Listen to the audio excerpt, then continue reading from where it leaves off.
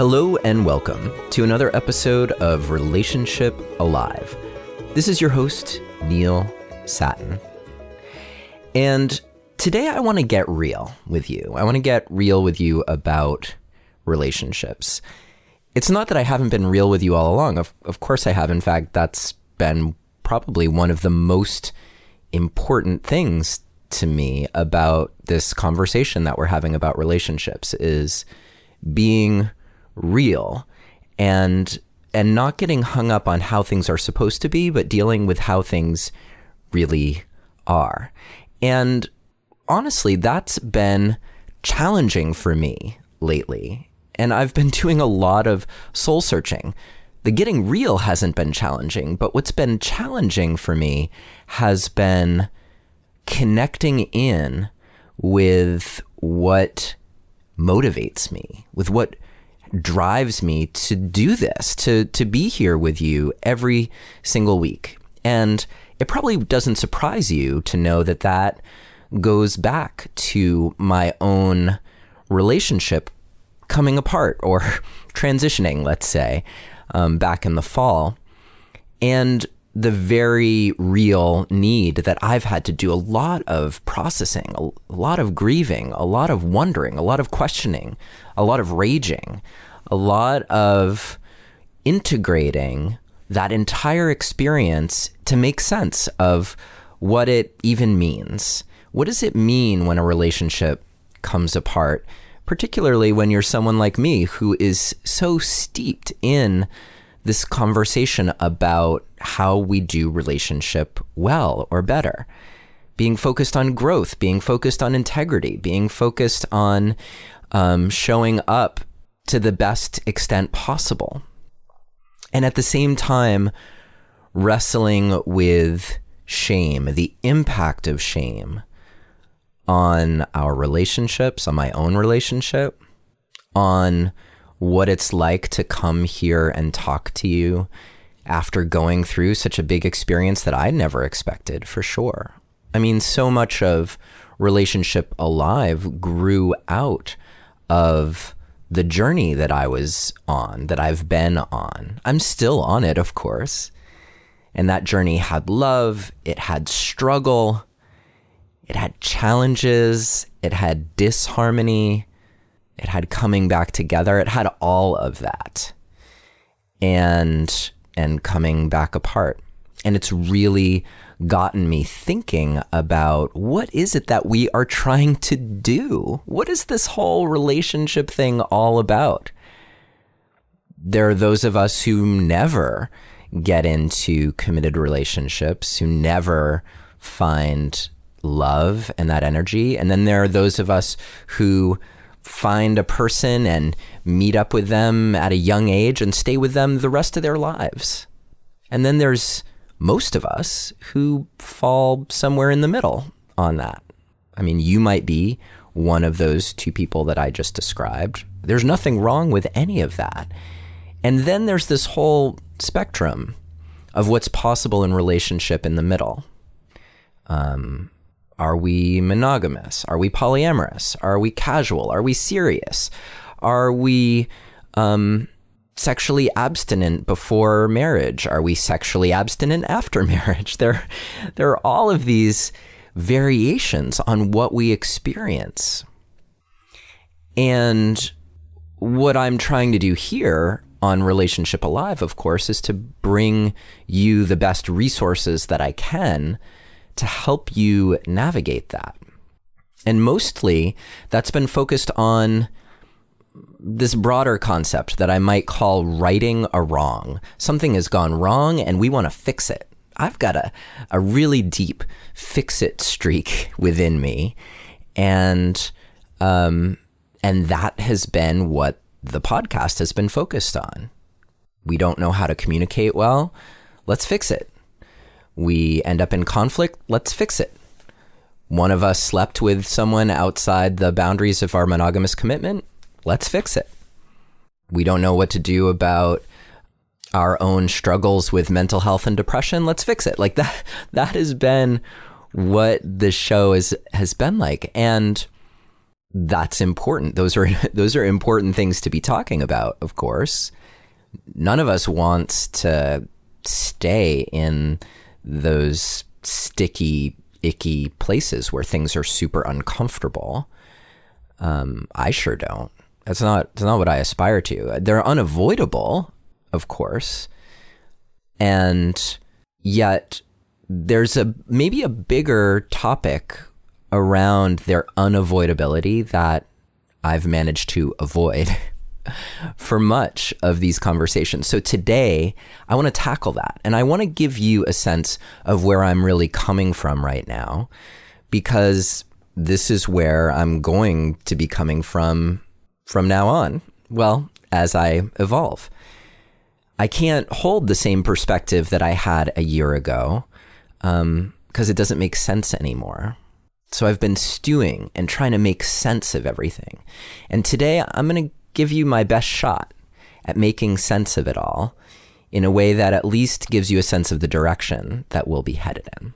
So thank you for being here with me today to be part of this important conversation, because we as humans are on this journey together. We are evolving what we do relationally with each other. I was speaking with Jeff Brown earlier today, in fact, and he said something that was so hilarious. He was like, and I'm going to paraphrase him, but it was something like, let's just get to the point where we can be in a room with each other without things going horribly wrong. And that is in some ways where we're still at as people. And now, in this moment when I'm recording, we are in, most of us, in some form of sheltering in place or staying at home. And so we're spending a lot of time in the same room, either with ourselves and having to own that conversation, or with our families or our significant others. And that stirs up a lot. There's never been a more important time to try and evolve what we're capable of. We have to right now, of necessity, so that we don't tear ourselves or each other apart.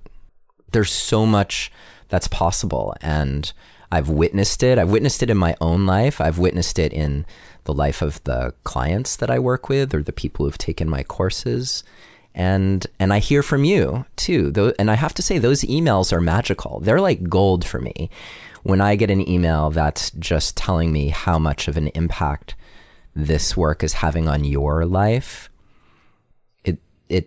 it's part of what helps keep me going, has helped keep me going, especially over the past few months, when I've had my own dark nights of the soul and have wondered why I'm doing what I'm doing.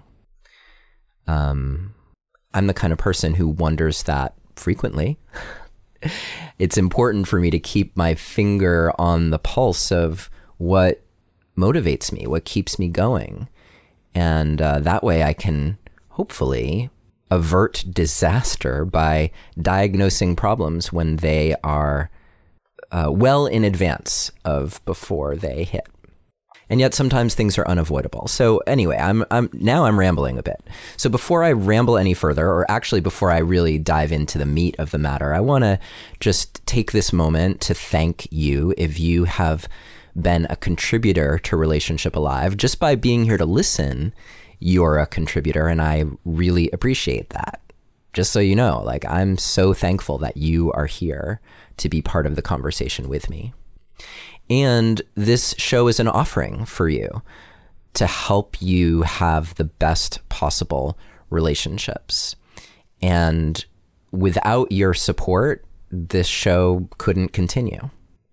So in this moment, I just want to thank some of the people who have contributed recently: Sylvia, David, Angie, Elise, Drew, Lydia, Anne, Valerie, Kirti, Angie, and Jules. Thank you all so much for your financial support of Relationship Alive.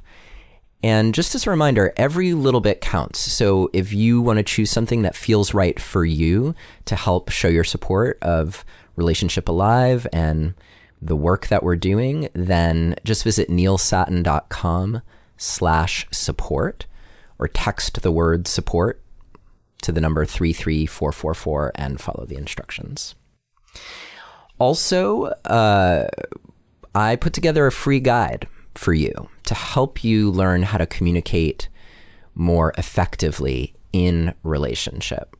And this guide has just 3 simple tips. If you put them into practice, they will transform your communication outcomes. That sounded super official, didn't it? Communication outcomes. In any case, to grab the free guide, you can visit neilsattin.com/relate or text the word relate to the number 33444 and follow the instructions. Finally, I just want to remind you that we do have a free group on Facebook, the Relationship Alive community, where you can join in with a safe space to have conversations about relationship stuff. Lots of amazing people in that group, over 4,000 people at this point. And if you have a question that you would like me to answer on the podcast, just record yourself asking the question and send it to me. The email address is questions@relationshipalive.com, and I will answer your question on a future episode of the show. I've had a few good questions come in lately, which has been cool. All right, so let's get back to the topic at hand, which is what's up with relationships anyway? No one has an easy time, or maybe I shouldn't say no one, because then I'm falling into that cognitive distortion place of black and white thinking. There probably are a few people who have supremely easeful relationships, or people who are supremely easeful in their solo-ness. But in the middle, there are going to be moments where things are going well, and then there are going to be moments when things are a struggle. That is the reality. And what I'm realizing more and more is how much of an obstacle it can be when we feel shame around there being issues. Like somehow there shouldn't be something going wrong, or there shouldn't be this challenge, or I shouldn't be bored, or I shouldn't care about this pet peeve of mine, or whatever it is. And, you know, there have even been people here on the show, on Relationship Alive, who talk about a certain practices of mindfulness and acceptance that would have you think that, you know, you should just be walking around like accepting everything and being totally cool with everything, and then life would just be blissful all the time. And maybe, just maybe, there are those truly enlightened souls for whom everything is just bliss. But honestly, I think the paradox is that those people, it's probably not all bliss, because partly what they're blissing out on is probably their experience of challenge when they get into it. And that represents a response to being challenged. A generative response, which would be, man, this fucking sucks. What am I going to do about this? I'm going to learn to love it, even though it's really hard. That's different than things never being hard. It's just learning how to build that kind of resilience into your system. But despite what you see on Facebook and Instagram, or, you know, whatever social media thing you might be on, things are challenging for just about everyone at certain points, maybe even more than half the time. And if not challenging, there are going to be moments where one or both people, or several people, if you're in a polyamorous situation, where someone is having questions about whether they really want to be there, about whether it's really working for them, or having realizations about ways that they've compromised themselves, not intentionally. I think it's rare that someone compromises themselves intentionally, like to try to be manipulative or something like that. We are doing our best all the time to maintain connection with each other. And sometimes our best requires a little bit of contortionism as we twist ourselves into a shape that works for the other person. Or if you're not a contortionist kind of person, you might choose to avoid your partner so that you can avoid contorting yourself. But even avoidant people still want to be in relationship. They still choose relationship over solitude until things escalate. And then sometimes solitude is a welcome respite from the calamity, the emotional calamity of two people who aren't quite in sync with each other. But whether you're anxious or avoidant or secure, I'm speaking about attachment styles, wherever you fall, there are going to be times when you just aren't sure, or where you have questions, or where you're in pain, or where you're hurting. And if you're sitting there thinking, I shouldn't feel this way, there's something wrong with me for feeling this way, or even that there's something wrong with my relationship that I feel this way, that sense of like, there's something wrong and so I shouldn't, that is paralyzing. And I've felt that at moments with the podcast where, even this episode that I'm recording, this has been on my mind for weeks now. And if you're someone who's paying close attention, you may notice I skipped a couple weeks. And it's because this has been a brewing, and it's actually been a brewing for me for months now, waiting for the right moment to come out. The reality is, I think that relationship and our choices around relationshiping exist on a spectrum, and that for the most part, we are evolving on that spectrum all the time. And there are going to be moments where you're at is perfectly right for you and your partner or partners. And those moments of alignment are awesome, thrilling. And we can sometimes create them, like sometimes ritual moments, like your first date or celebrating an anniversary or getting married or what, like you can create moments that have that special juice, the juice that forces everything into crystal clear clarity. It doesn't happen all the time necessarily for those events that I was just describing, but it's one great way to like kind of bring everyone onto the same page. They're amazing moments when they happen. And you might shift. If you are focused on your own development and growth, then for one thing, the relationship you're capable of today is going to be worlds different than the relationship you were capable of, well, maybe yesterday, but definitely 5 years ago and definitely 10 years ago. What seems like so amusing to me is I think back, this is just myself, but I see this in other people as well. I think back to the relationships that I had when I was young, when I fell in love in elementary school or even in high school. Let's go to high school because that's a little less ludicrous. But I remember meeting someone in high school and thinking, this could be the person that I'm going to spend the rest of my life with. I had the whole vision worked out. Now, this happened several times, which tells you something. In fact, it's happened repeatedly over the course of my life. And what's true is that the person that I met, let's say in that moment in high school, we were probably perfect for each other in that moment. And we were capable of something particular to that moment, to where we were both at in terms of our development. But I can tell you that where I was at when I was 14 or 15 compared to where I'm at now, being 46, 30 plus years later, can't even compare. And yet somehow back then I thought, you know what, I'm going to marry this person. That's what's going to happen. I wish there had been a little angel on my shoulder or a parental figure capable of having this conversation with me of something like, you know what, it's not going to be that. And that's totally cool. Like, that's fine. This is what two high schoolers are capable of doing.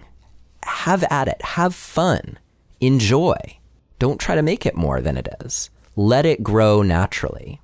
Someone could have said that to me in my teens, in my 20s, in my 30s, and now here I am in my 40s, and I'm the one whispering this to you and to myself.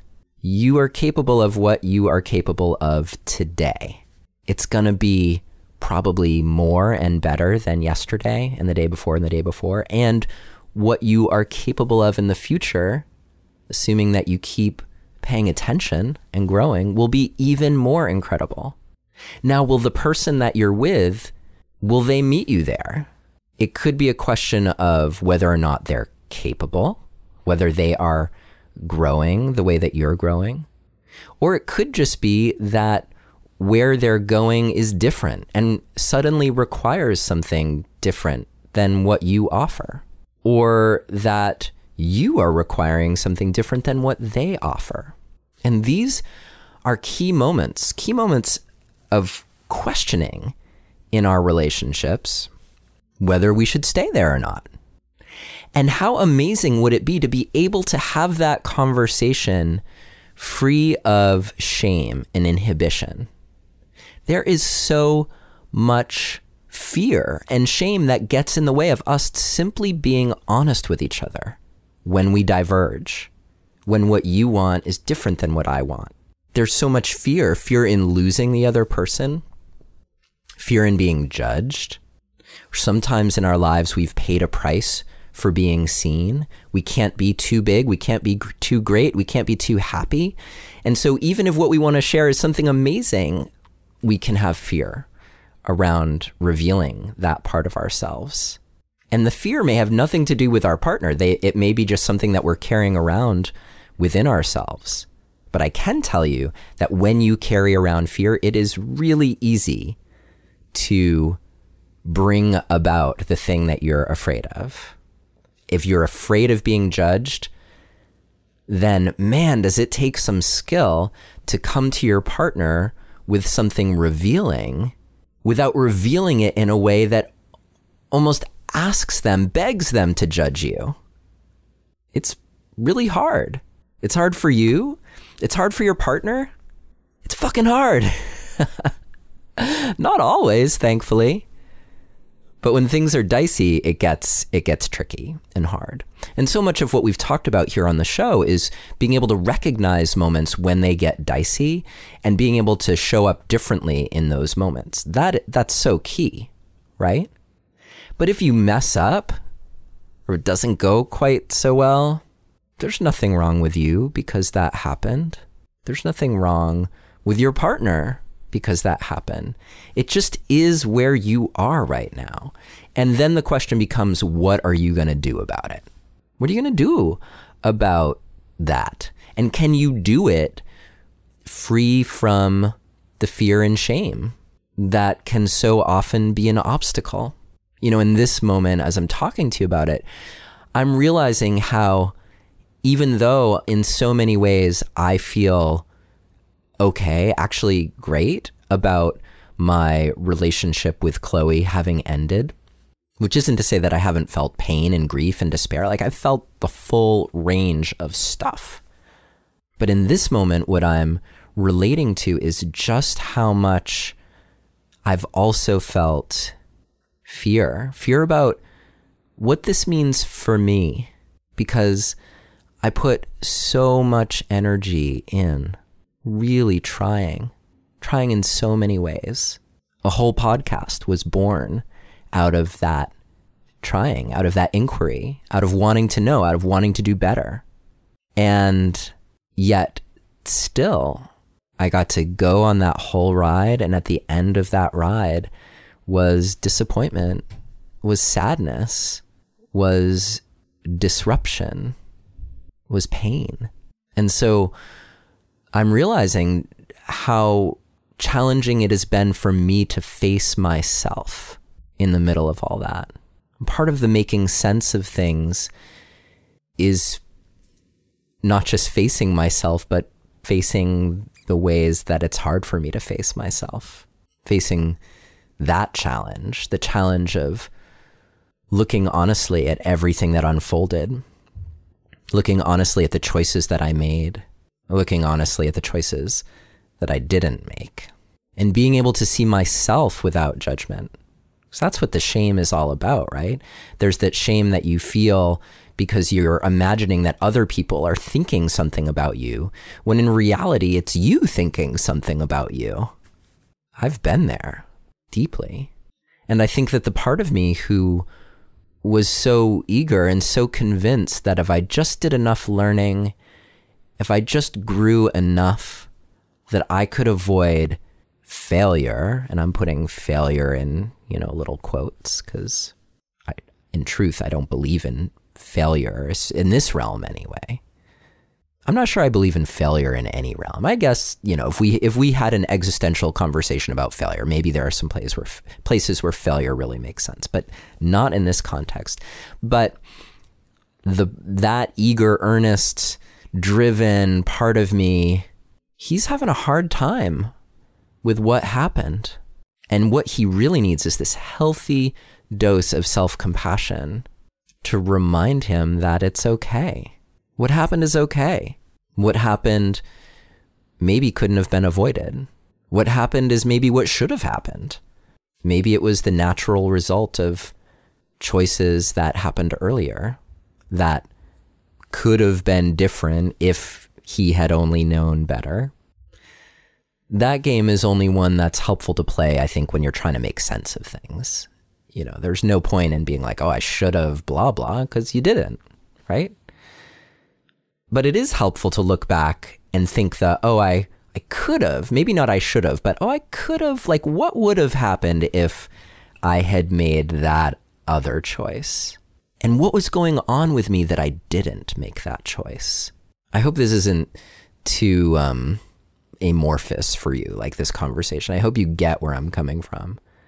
There's deep stuff in us. And the places where shame starts to creep in, or where our expectations of ourselves start to creep in, those are the places where we're blocked from having the conversation that we need to have. And it could be that the situation that you are in requires some deep honesty with yourself, with your partner, if you have a partner. Some deep honesty that's hard to get at if you're afraid or if you're experiencing shame.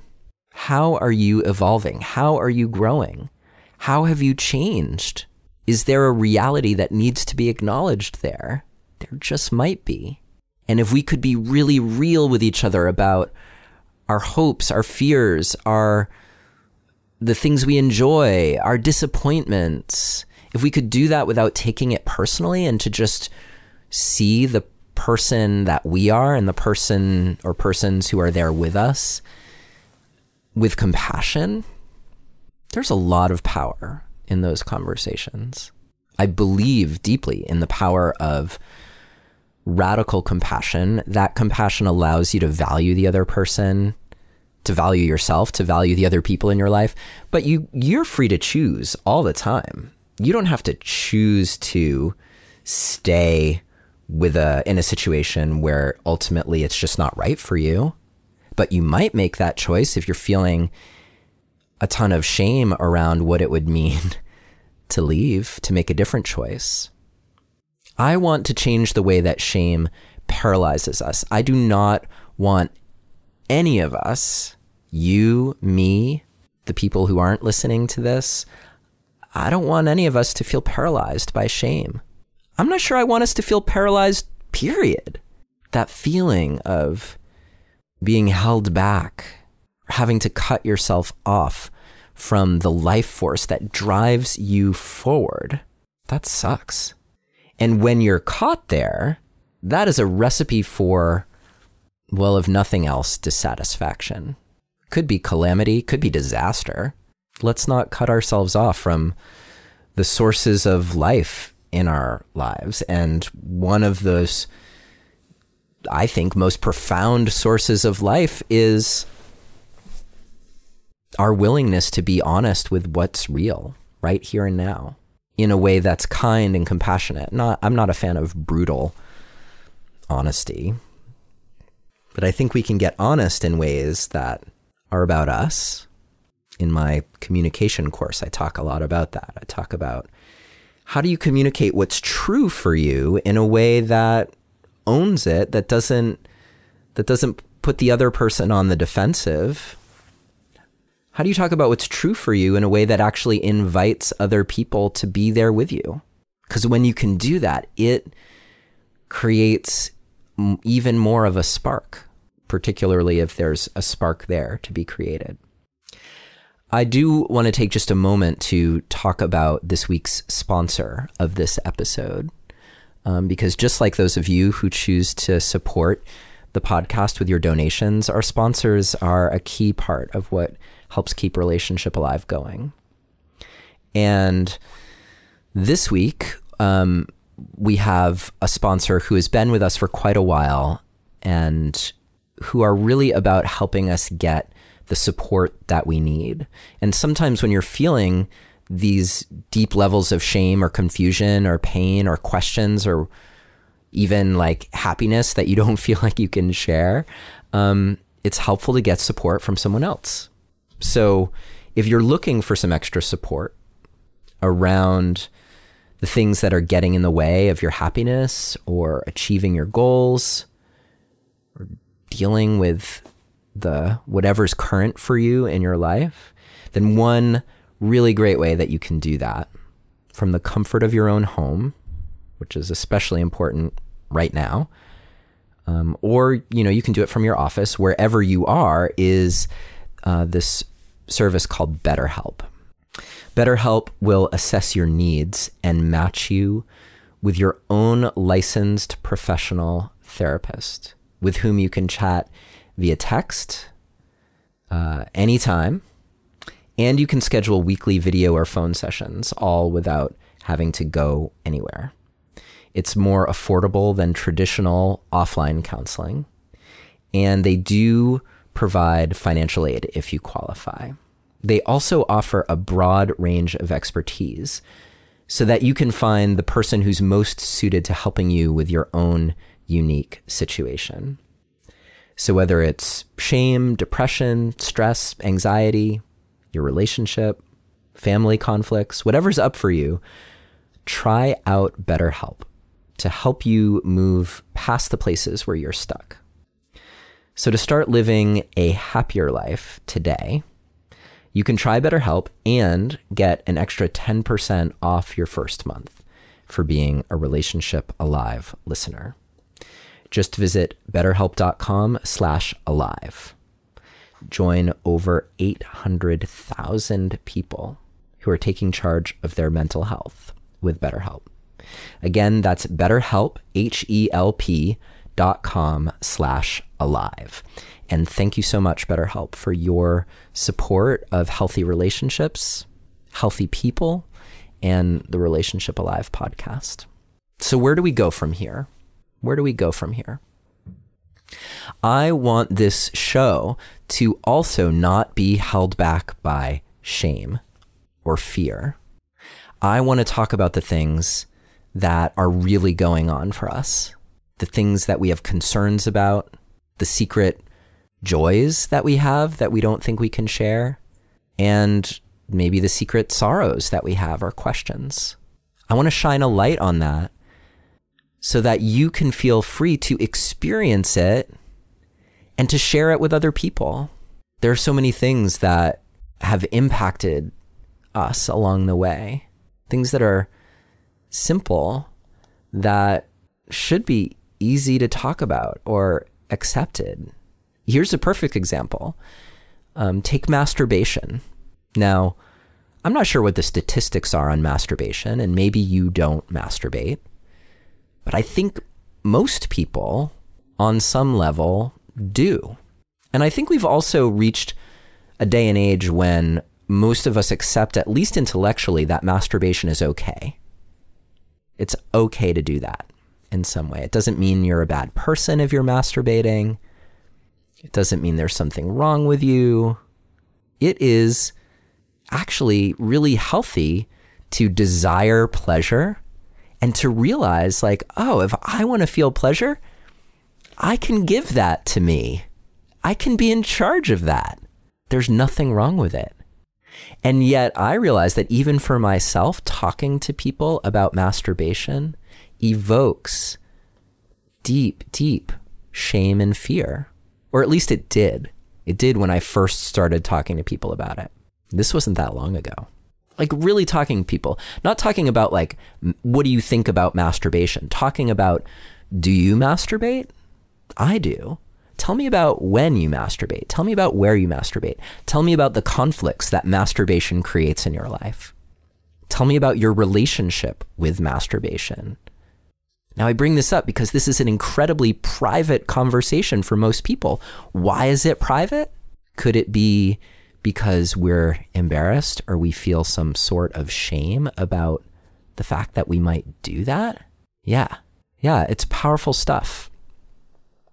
So I'm glad I broached the topic here with you. I do masturbate. I'm just going to let you know. That's part of my life. You know, it's not like hourly or anything like that, but it happens. And sometimes I'm, you know, just in my body and feeling the pleasure and the sensation wherever it is in me. And I'm really grounded and rooted in me. And sometimes I'm exploring in my imagination connection with another person. Could be a real person, could be an imagined person. I actually get a lot of energy from it, to tell you the truth. A lot of energy for the rest of my life. Now, on the show, I've talked a lot about sexual practices that don't involve having peak orgasms. And so while we're on the topic of masturbation, I'll just let you know that I don't often have a peak masturbation, like a peak climax while I'm masturbating. I don't. But that doesn't mean that I don't enjoy the process. And I just choose the right time to stop and move on to the next thing while I'm all energized and fired up. And no, in case you were wondering, I didn't do that before I started recording today. But maybe when I do the show that's completely about masturbation, maybe that's what I'll do, is I'll just do a little warm up before I get on the mic. That'll be interesting if I have a guest. Maybe I'll encourage them to do it as well, so that we can all be on the same page. Anyway, I didn't mean to go completely off topic onto the topic of masturbation. I offered it just as an example of a place where many of us harbor a lot of shame. And I want to shine a light on all those places through this show. So this might be an opportunity for you, if there's something that you in particular feel shame about, and you felt comfortable recording yourself asking a question about it, send that to me. And if you don't feel comfortable recording yourself, then at least email it to me. And you can email questions@relationshipalive.com and that will get to me. Because these things are important. So yeah, if there's something going on for you, I want to know, and we're gonna shine a light, not on you. I'm not gonna put the spotlight on you, but we're gonna shine a light on the thing, because guaranteed you are probably not experiencing something that no one else is experiencing or that no one else has experienced. A friend of mine on Facebook the other day, and I'm trying not to be on Facebook all that much these days because it's a bit of a shit show, but a friend of mine on Facebook said, like, post something down below in the comments that you're sure no other of my friends has ever done that you've experienced. And so I was thinking about that. And I was like, well, what would I post? And the reality is that almost everything I came up with, I was pretty sure that none of their friends had experienced it, but that it's likely that someone else somewhere had experienced it. The point being that you are not alone. And if nothing else, I'm here with you. But our unique existence on this planet isn't so unique that things don't happen that we share in common with other people. So even if you don't masturbate, I know there's thousands and thousands of people masturbating. In fact, there are probably thousands of people masturbating right now as we are having this conversation. That's probably happening. I don't know where they are. That would be interesting. But I know that they're out there, guaranteed. And thank you to all of you out there who are masturbating right now. Thank you for owning your pleasure. And hopefully you're finding a way to do it where it feels healthy and fulfilling and not something that you're just hiding about.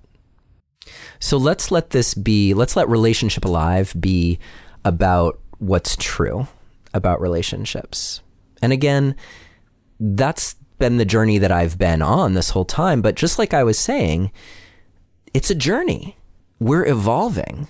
And I'm realizing some things that are true that might have even been true all along, but I wasn't ready to realize them. But now I'm ready. I'm inviting it. And I invite you to invite it too, so we can be on this journey together.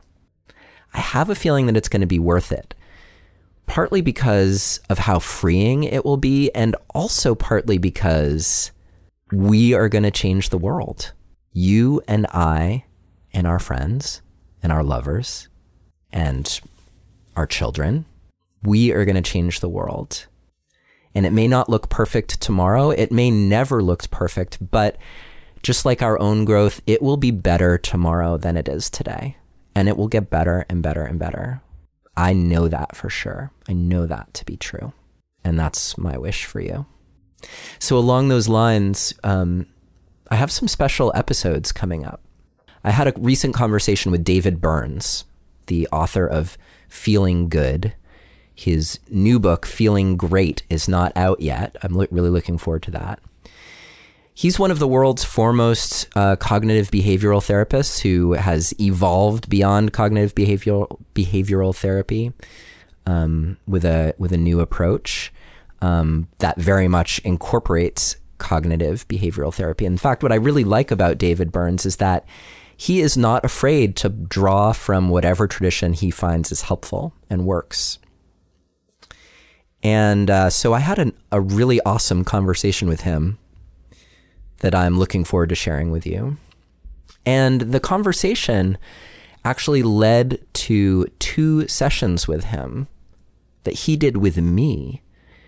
One was dealing with overwhelm and all the negative thoughts that were happening within me and turning those around. And then another session about procrastination. I'm sure you never have to deal with procrastination, right? So there's going to be a special series of episodes. It's a lot. There's probably in total about 3 hours or so, maybe 3.5 hours worth of stuff there. So I'm not going to put it all out at once, but we're going to kick that off probably next week or maybe the week after. And I thought it would be really valuable for you to hear a master working with me. So you can hear a little bit of my reality, the negative thoughts I struggle with, and you get to hear what it's like to actually work with them and come out on the other side. And there's some pretty cool ways that David approaches it that you'll hear how challenging it was for me to take them on, because they were so radically different from how I would typically handle, let's say, a negative thought. And that's why maybe one of those negative thoughts would persist. So I want you to hear that. I think it'll be instructive for you to hear, one of the world's masters working. I've done that a few times on the show. I had a really deep session with Ken Page in one of our conversations on deeper dating. Dick Schwartz talking about internal family systems, where he did a session with me. So it's a little vulnerable, but I'm looking forward to you hearing it. And it's all in the interest of being real. So let's just be real with each other, okay? We don't have to pretend to be perfect. And therefore we can accept that we are imperfect people. And hopefully we can accept that the people around us are imperfect. And we can just be on this journey together in ways that feed us. And when it stops feeding us, let's be honest about that too. And let's feel as free as we can to make choices that aren't about shame, but that are about you and the people who are important to you being your best self. And sometimes that involves work you have to do on your own. Sometimes it involves work you do together. Sometimes it involves being together. Sometimes it involves going your separate ways. And that's just what fucking is. You heard it here first. Or if you've already heard that before, you heard it here again. All right. Peace out. I'm really psyched to be on this journey with you and to see where it takes us. As I mentioned, David Burns coming up. We also have a guest who's a friend of mine who happens to be a behavioral scientist talking about dating. That's coming up in the next few weeks on Relationship Alive. And hopefully we'll also be featuring some of your questions too. In the meantime, I'm sending you so much love and encouragement and good health. And we're in this together. Thank you for being here with me.